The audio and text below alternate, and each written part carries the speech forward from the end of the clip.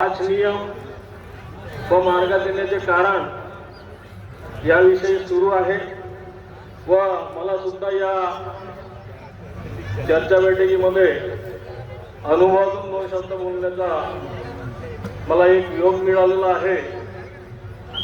तर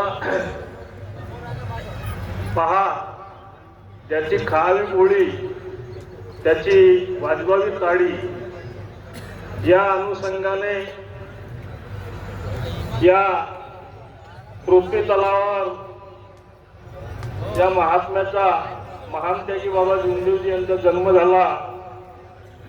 फक्त दुखितांचे अश्रू पोसण्याकरता जे काही रंजले गांजले, जे काही दुखी कष्टीचे लोक होते, यांच्या या जगामध्ये कोणी वाली नव्हता आणि त्या अनुषंगाने परमेश्वराला वाटलं की या महान त्यागी बाबा जुंदेवजींच्या या पृथ्वी तलावावर जन्म झाला आणि निमित्त होता फक्त बाबांच्या घरातील जी अंधश्रद्धा भूताटकी आणि त्यामुळे बाबांनी या एका भगवंताची प्राप्ती केली आणि या एका भगवंताच्या कृपेमुळे बाबांच्या कुटुंबातील जे दुःख होते, दुःख सहज होते, शिटी मारता बरोबर छोट्या छोट्या मुलांचे प्राण जात होते। अशा वेळेस या एका भगवंताच्या त्यांना मंत्र मिळाला आणि त्या अनुषंगाने बाबांनी या एका भगवंताची प्राप्ती केली। प्राप्ती केल्यानंतर बाबांनी विचार केला, मी तर सुखी झालो, परंतु या दुनियेमध्ये जे रंजले गांजले लोक आहेत त्यांना सुखी करण्याकरता बाबांनी या मानव धर्माची स्थापना केली आणि या मानव धर्माच्या स्थापनेमधून बाबांनी 1949 पासून त्यावेळेस कोणत्याही प्रकारचे साधन नव्हते। बाबांनी बैलबंडी, खाचरबंडी, एसटी बस, सायकल रिक्षा या पद्धतीनं खऱ्या अर्थाने मानवाला मानव बनवण्याचे कार्य केले आणि त्याच अनुषंगाने या मनुष्य म्हणजे मानव हा खरोखर खऱ्या अर्थाने म्हणजे मानव झालेला आहे आणि त्याच अनुषंगाने आम्हाला सुद्धा या बाबांच्या कृपेचा लाभ मिळाला। बाबांच्या कृपेचा ज्यावेळेस म्हणजे आम्हाला लाभ मिळाला त्याच्या आधी आमची जी परिस्थिती म्हणजे अशी होती की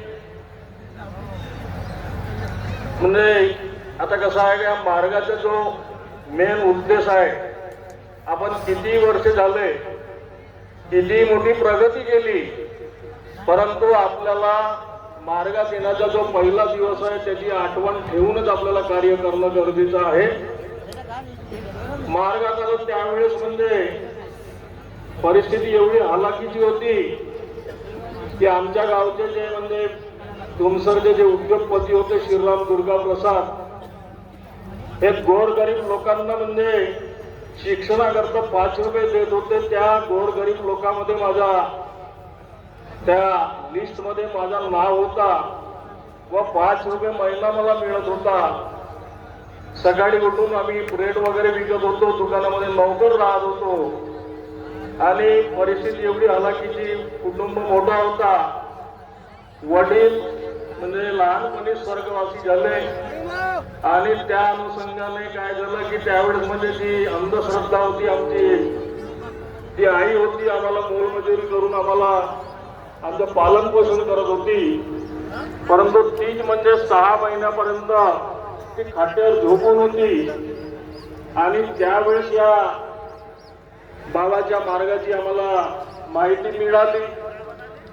माहिती मिळाल्यानंतर कोणत्याही गावचा सेवक असो की तो आधी स्वतःमध्ये नाकारतो आणि त्याच पद्धतीनं मला सुद्धा म्हणजे मी त्यावेळेस म्हणजे 10व्या वर्गात होतो आणि माझ्याकडे बजरंगबलीची सेवा होती। आता बजरंगबलीची सेवा म्हणजे तिकडून जास्त झाली म्हणा की का म्हणा, तर ते अंगामध्ये येणं सुरू झालं होतं। त्यानंतर घरच्या लोकांना विचार झाला की याच्यामध्ये अंगामध्ये आला तर हा म्हणजे कसं करेल, शिक्षण करेल की हा म्हणजे अंगात आला तर हा म्हणजे अंगातच म्हणजे फिरवत राहील या अनुषंगाने घरच्या लोकांना चिंता पडली आणि अशा वेळेसच म्हणजे त्यावेळेस मार्गाचा प्रचार प्रसार तेवढा नव्हता. गावामध्ये आम्ही 4 ते 5 सेवक होतो आणि त्यावेळेस आमची मानलेली ती मावशी होती रुक्माबाई ढेंगे, दूधवाली मावशी होती. ती म्हणे, दादा म्हणे ह्या सेवा जर घेतला तर तुमच्या घरची पूर्ण अंधश्रद्धा दूर होते. मी तिला म्हटलं, मावशी म्हणलं ही सेवा घेतल्यानंतर मग हे बजरंगबलीचा कसा होईल? तर म्हणे ठीक आहे बाबा म्हणे, तू आता आपल्या बजरंगबलीला सांग म्हणे की माझी आई 6 महिन्यापासून खाट्यावर पडली आहे, तिला उठून उभी कर आणि जर तुझा बजरंगबली जर करत असेल तर तू मार्ग घेऊ नको. आणि खरंच मी विचार केला की आपल्याकडे बजरंगबलीची सेवा असून ही काही म्हणजे आई दुरुस्त होऊन नाही राहिली आणि जर ही गेली तर आमचा कोणीच नव्हता. आणि त्या अनुषंगाने पक्का विचार केला आणि खरोखर याच देई याच डोळा.